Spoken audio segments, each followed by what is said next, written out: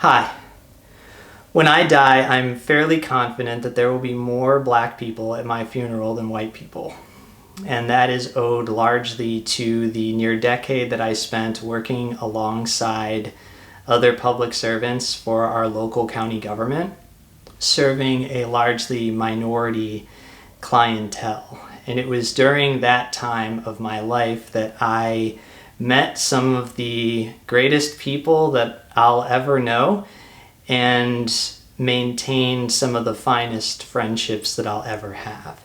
So in times like these that America is witnessing right now, I reach out to some of my best friends. Notice I didn't say my black friends, but some of my best friends who just so happen to be black, to kind of understand a little bit better what it is that they're feeling about the circumstance of today, which then in turn will help inform how I'm feeling about it.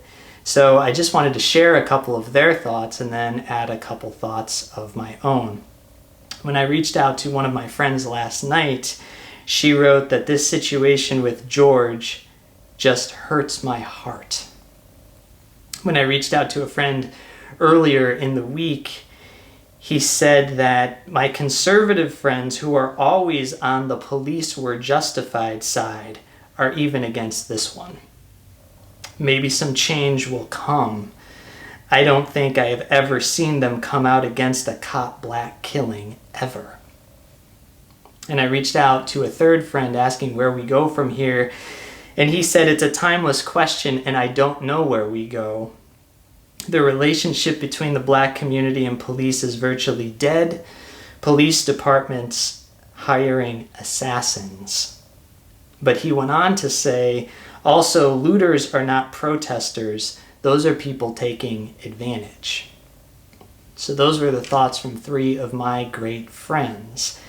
And I share Shawnette's sadness. I share Courtney's cautious hope. And I share Marvin's healthy skepticism. And I'm glad that I'm in about the same place as my friends, because it makes me realize something that I've always known to be true, that we're really not all that different. And I'm just like them in everything but color. What I'm trying to do is I'm trying to strike the balance between properly standing aside, because I can never understand or know the pain that they have over these circumstances in the personal way that they understand it, because I haven't lived it the way they have, while also balancing that against the fact that if people, white people especially, choose to remain silent about circumstances like these, then we're culpable and complicit in these circumstances. So I just wanted to share a few thoughts about how I'm feeling about these things and what I think that we might be able to do to try to rebuild from these ashes that we're all burning in right now. So last year, we sent our boy off to college in another state.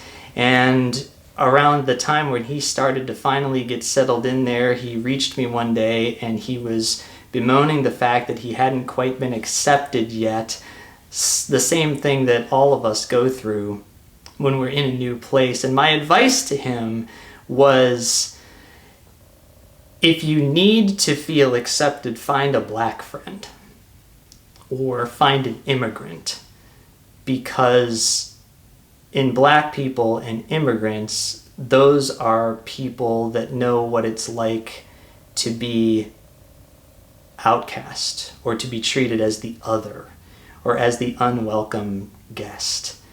And I told him that what you can do when you find that friend is you can lend your prestige to them, being the popular ball player or the one who's socially active. They can help you understand what it feels like to be welcome, because they know what it's like to be hated, and you can help them out as well. I think about this virus and this notion of social distancing, and now we white folks can kind of understand to a very small degree what it's like to be black. Think of it, next time you go into a grocery store and you're walking down an aisle, and because we all are so deathly afraid of one another now that we have to walk in a different direction or make sure that we're not in proximity to another human being. That's the way my black friends feel quite often, if not all the time, when someone's walking down the street and then they see a group of black people and then they cross to the other side of the street. And this doesn't matter if you have a badge on and you're treating people like that with your knee against somebody's neck, or if you have a Coach purse that you clutch a little tighter when you're at the mall, just because you don't like the color of the people that you're walking by. This notion of social distancing itself. I was reading an article in a newspaper called The Guardian, and there's a column by a gentleman named Stephen Poole who writes a Word of the Week column, and he was looking at the origins of the term social distancing, saying it comes from the 1950s. If social distancing sounds to you more like snubbing or ghosting a friend, you're right. It was a 1957 collection of works by sociologist Karl Mannheim that first described it as a way to enforce power hierarchies. The inhibition of free expression can also serve as a means of social distancing, he wrote. Thus, the higher ranks can constrain themselves to preserve a certain kind of deportment or dignity. In doing so, they distance themselves socially from the plebs. Pleb being defined as an ordinary person, especially one from the lower social classes. And I start to think about this is the new norm that we've adopted, social distancing. And it seems like there's nothing new about that at all, because white people and black people have been socially distant from one another for a very long time. I'm not quite sure that that's the way we want our norm to be going forward, a system that sort of promoted hierarchy and people being separate and apart from one another. When I was talking to one of those friends that I mentioned that it's really not a fear of a virus or getting sick that we're all fearing right now. It's the fear of one another. And that really long predated COVID-19. It's just an opportunity now, as we've heard over and over again for the past several weeks, that we're all in this together. And I kind of called bullshit on that the first time I heard it.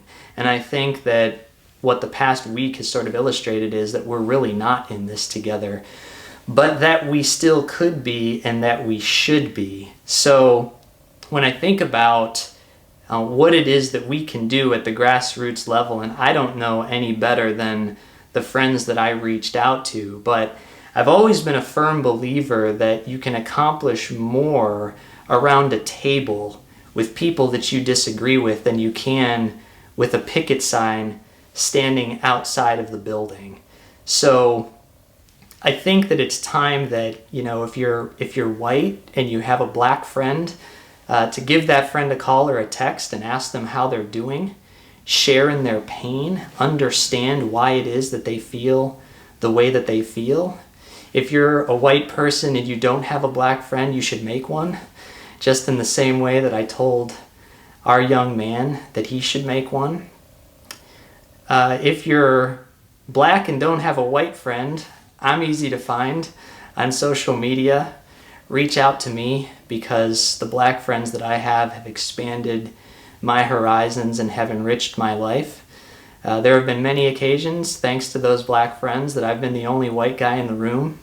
And that's true of Miss Lou's homegoing when she passed away, when we were at child support, to Miss Slayton's cousins' cookouts when I would bring a box of bakery and people thought I was the delivery guy because I was the only white guy there. And as I told some of my colleagues over in Spain earlier this year, I've always felt at home in places that I should have felt foreign, and foreign in places that I should have felt at home.